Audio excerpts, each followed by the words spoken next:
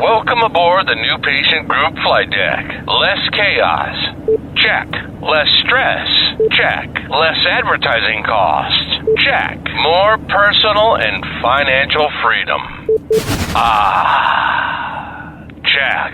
All right, business checklist completed. Let the takeoff roll begin. Welcome to Season 7 of the New Patient Group Audio Experience, a podcast dedicated to forward-thinking doctors wanting to learn innovative ways to run their business today so your practice can achieve new heights tomorrow.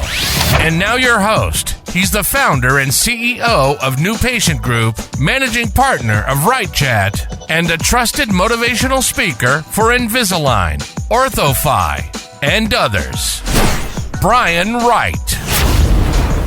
Hey, New Patient Group and RightChat Nation. Welcome inside the broadcast booth. Brian Wright here, and welcome into another edition of the New Patient Group podcast and our very first episode. And I'm calling it the rapid fire session. So we're going to have guests in.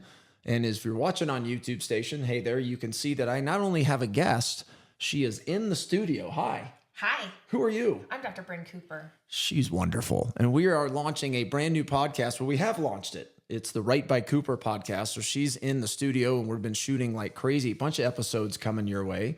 But what the rapid fire sessions are going to be is just short. And we're going to run through a series of questions. She's going to answer them. We may get into a little conversation, but they're just going to be short and quick.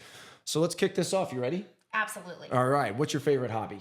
So when I'm at home and it's on a day in, day out basis, my favorite thing to do is like go out and walk on the trails. But if I can skip town, then my favorite's snow skiing. Snow skiing. All right. Is that why I'm going to have to see you at my house all the time? Yes. Now that we're in Springs. All right. Yeah. I'm going to be a free hotel for her. All right. Married or single? Married. Obviously, I know this. He's a great guy, and I actually laugh with him as hard as him and Richard Portalupe. You two, I think I laugh harder with than any people I've ever been around in my life. What's his name? Steve Mall. Hi, Steve. How are you? Kids? Yeah, we have 3. We have 2 girls and a boy. And at the time of filming, we're at 6 years, 3 years, and 7 months. Nice. Where'd you go to ortho school? St. Louis University. Did you like it? Loved it. Best program ever. So you would go back? I would redo residency of any of the phases of my life.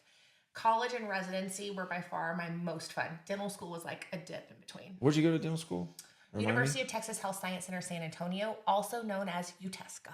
Wow, you said that fast and really nice. Thanks. Yeah, that was really well done. All right, what city do you practice in? Houston, Texas. Houston, Texas. Well, kind of Lake Jackson's kind of outside of Houston, yeah, right? Lake Jackson does not consider themselves a suburb of Houston. They are their own township separated by green space. Their own entity, if you will. And then how many locations? 2. All right, 2. Are you going to have 10? You going for 20? You're going to stick with a couple? I don't know. I definitely want to grow more than where we are. Okay. Yeah, I want you to too. Mm-hmm. I want you to have 37 locations. I made that up. I don't know why I said 37. We'll see how that 20, goes. 15, whatever it is. All right. What is your treatment modality of choice? What tool do you prefer the most? Yeah. So anything that I can digitally plan ahead of time. And so I really don't have a preference between my digitally placed brackets, my in-brace lingual, my aligners, but I finish every case with a little tweaking in the clear aligners. My favorite thing to do. Okay, your favorite thing to do. So no matter what, they're going into clear aligners at the end. Yeah. Awesome. All right. So what would you consider your biggest accomplishment? And the next question is, what are you most proud of? So if those two intertwine as the same one, then we'll just do that with one question. Sure. My biggest accomplishment is starting a practice from scratch in an environment that people told me I wouldn't be able to do. And having kids while I did it, and it being super urban, super competitive. Yeah. Like, it's been a trip, and people wonder how I do it. I wonder how I do it sometimes. So when people have those mentoring calls and they're like, how are you doing it? I'm like, it's not pretty sometimes, but it can be done. How is that? Do you think that's also your biggest struggle? Mom, kids, and then being her Houston location, everybody. And this is a little off the cuff, but this is actually going to be a podcast at some point, Rob Schaefer. And when you look at your data, this was back in February at OrthoFi's national event. They're calling out their top 5 highest producing practices in the nation. No, it's highest conversion rate. Conversion rate. I'm sorry, not producing, conversion rate. And I'm sitting backstage before they called me out. I was closing out the event, and I realized that 2 of the top 5 are new patient group customers. I'm sitting there going for a minute, wow, that's pretty cool accomplishment. That's pretty nice. And then I realized, well, the 2 in the top 5, they're in no man's land and they have no competition. They're the only game in town. And then started thinking about Bryn and her practice in Houston. It's in the 60s right now, conversion in that one, right? Mm-hmm. But she's one of 12 opinions. You roll a quarter down the street and it's the epitome of what orthodontics has become.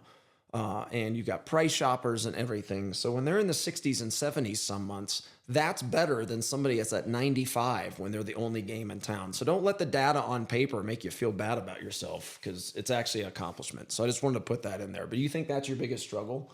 I think all those combined. It could be.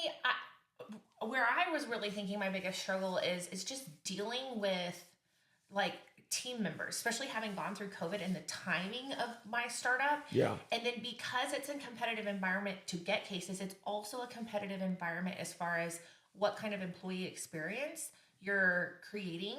And, if someone doesn't like it, they can go down the street and they're like, hey, now I have 6 months of experience down there. And then they just get a couple more dollars an hour. And so it's really hard to create that culture and of not having turnover just for kind of willy-nilly reasons. Yeah. And that's, I think, a lot of the hourly employees. We have quite a few that listen to this podcast. You all short-side yourself by just what she said, going down the street for $1 or $2 more an hour. It looks so enticing now, but long-term, by you not sticking with a job and thriving in an area, I think you're costing yourself money and opportunities by just bouncing around job to job. But anyway, podcast for another time. So cool. Is there anything else you want to talk about? Or are we done with the first rapid fire session? I think that's a good rapid fire session. All right, everybody. Well, thanks for tuning in. If you're watching on YouTube, thumb that up, share it with your friends and colleagues, and audio experience channels. As always, write us a 5-star review, spread the word about the New Patient Group podcast, and everybody will be back with another edition soon. Bye-bye.